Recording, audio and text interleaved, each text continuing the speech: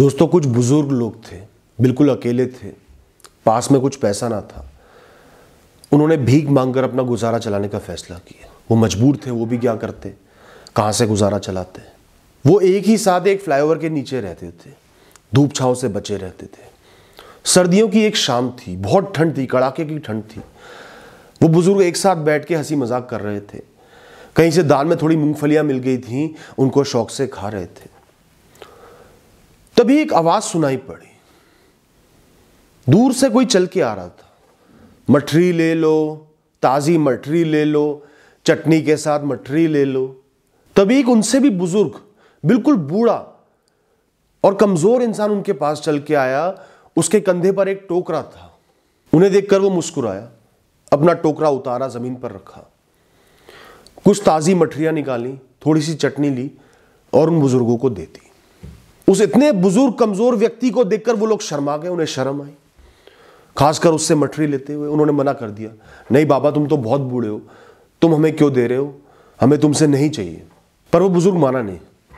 उसने कहा, तुम मेरे बच्चे जैसे हो, मैं तुम्हें बहुत प्रेम से दे रहा हूं, खाओ ना, बिल्कुल ताजी मठरियां हैं। मैं रोज सुबह अपने घर से ताजी मठरियां और चटनी बनाकर लाता हूं, धनिए पुदीने की चटनी, बहुत ही स्वाद है, खा के देखो, बड़ा आनंद आएगा। कुछ देर के लिए वो बुजुर्ग वहीं बैठ गया आराम करने के लिए। जब उन लोगों ने उस बुजुर्ग से बात करी तो पता चला कि वो बहुत बीमार था, बिल्कुल अकेले कुटिया में रहता था और अपना गुजारा चलाने के लिए, बीमारी का इलाज कराने के लिए दिन भर बैठकर मठरियाँ बनाता, चटनी बनाता और पूरे दिन उसको बेचता और किसी तरह अपना निर्वाह चला रहा था।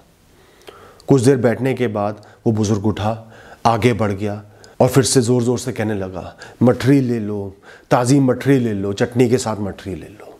जब वो बुजुर्ग वहाँ से चला गया तो ये लोग, जो खुद थोड़े बुजुर्ग थे, थोड़ी उम्र हो गई थी, बहुत शर्मिंदा हुए।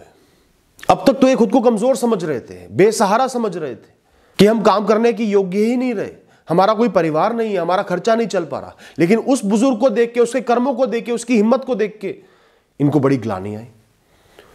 उनमें से 3 लोगों ने तभी के तभी फैसला लिया कि अब से वो भीख नहीं मांगेंगे, खाली नहीं बैठेंगे। ये लोग इतने गंदे होके रह रहे थे, मैले कुचैले कपड़े, शरीर पर मैल, नहाते नहीं थे। वो इतना बुजुर्ग इंसान, बिल्कुल साफ सुथरा, दाढ़ी बनी हुई, साफ कपड़े पहनकर अपना काम कर रहा था। तो इनमें से 3 लोगों ने अपना जीवन बदल लिया उसी दिन से। दाढ़ी बनाई, नहाए धोए, साफ हुए। एक ने अपने जोड़े हुए पैसों से कुछ फल खरीदे, एक छोटा सा ठेला तैयार किया, कटे हुए फल बेचना शुरू करा। एक चौराहों पे जाकर पानी और चिप्स बेचने लगा। एक ने एक छोटा सा पुराना तख्त लिया, उसको साफ करा और उस पर शकरकंदी और भुट्टे बेचना शुरू कर दिया। कल तक जिन लोगों में ताकत ही नहीं थी, पूरे दिन बैठे रहते थे, सिर्फ भीख से गुजारा चलता था, आज वो ऊर्जा से भर गए। सुबह सुबह उठते, नहा धोकर तैयार होते, मंदिर में दर्शन करते और अपने कर्म करते, पूरे दिन काम करते, थक हार के सो जाते। उन 3 लोगों ने आगे का जीवन इज्जत के साथ जिया, मन में सम्मान भर गया, ऊर्जा भर गई। दोस्तों, एक छोटी सी कहानी मैंने आपको सिर्फ इसलिए सुनाई है, यह बताने के लिए नहीं कि वो लोग गलत थे वो भी बुजुर्ग, हाथ पैर नहीं चल रहे थे, तो उन्होंने वो रास्ता चुन लिया। पर वो और बुजुर्ग थे, बीमार भी थे, तो भी उनको एक ही रास्ता नजर आया, वो है कर्म का, मेहनत का रास्ता। इसलिए ऊपर वाले ने, प्रकृति ने उनको ऊर्जा से भर दिया और उन लोगों की सारी ऊर्जा छीन ली। और जब इन लोगों ने उस बुजुर्ग को देखकर फैसला लिया, अचानक से इनका जीवन बदल गया। कुछ नया नहीं हुआ, कोई नई ऊर्जा नहीं आई, सब कुछ अंदर ही था, बस फैसला करने की देरी थी। दोस्तों, हर क्षण में ज्यादातर लोगों के पास कर्म ना करने के लिए, बड़ा फैसला ना लेने के लिए, जीवन को ना बदलने के लिए बहुत सारे जायज कारण होते हैं। कमजोरी के विषय होते हैं, कुछ कम होता है, किसी चीज की कमी होती है। आज किसी को बिजनेस करना है, उसके पास पैसा नहीं है, तो ये जायज कारण है, मेरे पास पैसा नहीं, मैं कैसे करूं। पर कोई और है, वो छोटी सी नौकरी करेगा, काम सीखेगा, धीरे धीरे एक एक कदम करके बिजनेस खड़ा कर देगा। किसी को पढ़ाई करनी है, किताबें नहीं है, पैसा नहीं है किताबें खरीदने का, तो कारण जायज है, मैं पढ़ाई कैसे करूंगा। और कोई इंसान लोगों से पुरानी किताबें ले लेके, फटी हुई किताबें ले लेके किसी भी तरह पढ़ाई पूरी करेगा।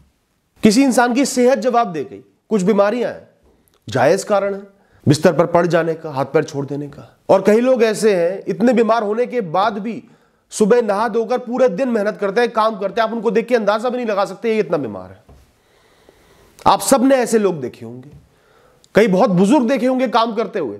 मैं तो आए दिन देखता हूं, बहुत बुजुर्ग लोगों को देखता हूं, सड़क पर, चौराहों पर कुछ बेच रहे होते, सम्मान के साथ खड़े होते हैं।